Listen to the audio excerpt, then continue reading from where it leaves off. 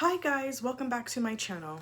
Today I will be discussing my chemo treatment and the side effects that I experienced. As I mentioned in the last video, this is my cancer journey, so I have a different type of experience than others. Not everybody has the same experience when dealing with cancer or breast cancer because there's a lot of type of cancers out there. And each individual goes through their own experience and also their therapy of chemo or not taking chemo or only radiation and surgery. As I mentioned in the last video, I had to do 2 rounds of egg retrieval before I started the chemo process. So when I started the chemo process, so the plan was 4 chemotherapies leading up to surgery. So 2 of the drugs I knew about because I worked at that pharmaceutical company that was the second pharmaceutical company. So my background was health science, so I worked in the biotech pharmaceutical industry previously before switching careers. And so 2 of the drugs were Herceptin and Perjeta. As I mentioned in the previous video, I'm HER2 positive, so Herceptin and Perjeta are for those chemotherapies. And so the first round of chemotherapy, so my first round, I broke out in like red hives,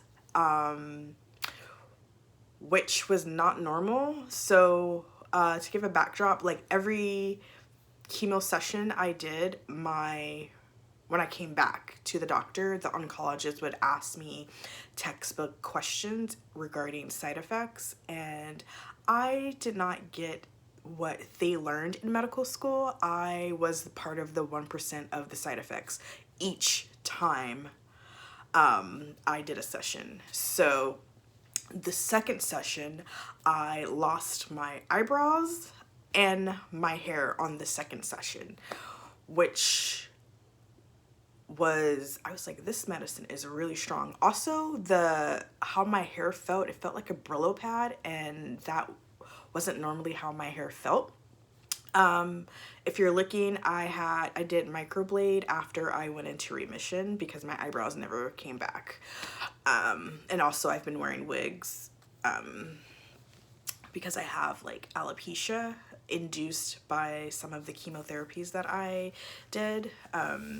But it's slowly growing back, but not where I want it to be. The third session went well. After each session, I have to get this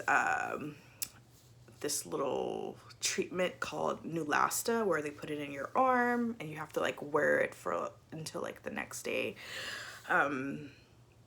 I will say like my 4th or 5th session, one of my cousins went with me, and that was hell because everyone in the clinic, from the front desk to like the nurses in the back, a lot had called out sick. So on normal chemo day, I would have been treated, left like mid-afternoon or early afternoon. That day I didn't leave till like 8 o'clock that night, because when people call out sick, that pushes like everyone else back. But in that day, along with all that stuff going on, one of the nurses, I had to get Zoladex, which I still get today. It's an injection for every 4 weeks in my abdomen. But this appointment, the nurse injected me. So it's a big needle, but the capsule that enters your body is super small. So that capsule pushed back out, and they were trying to push it in and it wouldn't go in. So she called another nurse to help her do it. Didn't happen. My body was like, no. And so I had to come back like 2 days later. The only reason why I was irritated. So I was irritated because I live an hour away from the cancer center, 2 hours if you count traffic. So I was already annoyed that I was there that late and I had to drive back like 2 days later because they wanted me to like heal a little bit. And so then after that, I came back for the injection, and then I did another chemo session, like one more before surgery. That was when my mom came. My mom talked to everybody in the cancer treatment. Mind you, I didn't really talk to people. I was like, I'm here for the medicine, and then I'm leaving because chemo makes you tired and you really don't want to talk to anybody. And also I was still working. Yes, I was still working while taking cancer treatments. I was working from home, so I just log in, listen to meetings, participate when need be. And then, so then surgery happened in December of 2018 where they removed the lump. She removed 4 lymph nodes. Within the lymph nodes, so where she removed the lymph nodes, I really can't feel in that area. My glasses are bugging. And so like I have like a scar. So I healed.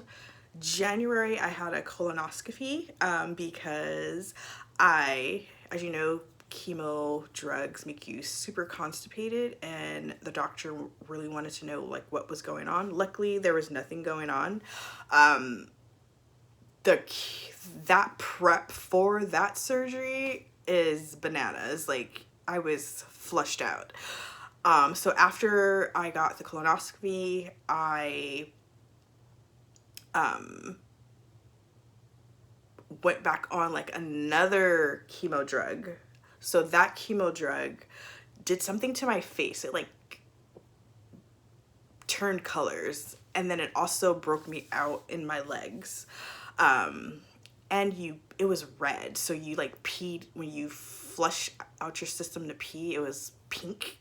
So it was just, so I did that for 4 weeks on top of radiation for 4 weeks.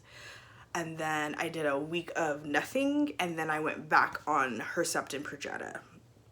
And then May of 2019, I was in SoCal with one of my cousins for my other cousin's graduation at Pepperdine, and I got the call from one of the nurses to say that I was in remission. So after that call, my cousin and I planned for a remission trip in Paris for January, February 2020, which we did. I will talk about that in another video. So that summer, I had to do an MRI. So on top of being in remission, so every 6 months I do an MRI, and 6 months from that I do a mammogram. Mammograms, I wish my insurance covered more than like the mammogram, because the mammogram always shows like all my scar tissue, and they always think something is there, but it's scar tissue. So I did the MRI, nothing. And then I asked my oncologist, could they remove my port, because I was tired of going back and forth to get it flushed. So the port, I have a little scar. That's where they put all like the chemo drugs instead of like putting it in my veins. And then save for my remission trip. So I'm in remission.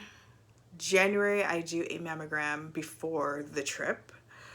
They found something, they thought, because again, I have scar tissue.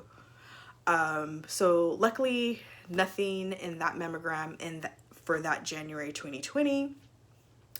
Me and my cousins go to Paris, for a whole week in Paris. That trip was fun. And then when we get back, well, a few weeks after we get back, the world shuts down. And on that trip, I made a point to say, hey, like I'm in remission, I'm gonna date, and then the world shuts down. So So I have been not dating as I had planned on my remission trip, which is fine because I went back to school. Like, we're home, we're still in the pandemic, so I went back to school. Hopefully I graduate this year. I'm not really concerned about dating since we're in a pandemic. So I'm still taking post-cancer drugs. So I take a pill daily, and I also do Zoladex every 4 weeks. So I'm really not concerned with dating with someone trying to give me anything at this point because I'm still taking some type of cancer drug. And although my immune system is not as weak as before, I'm still not taking any chances with people that I don't know. So that's fine. But thank you for listening, and I hope to see you all again. Bye bye.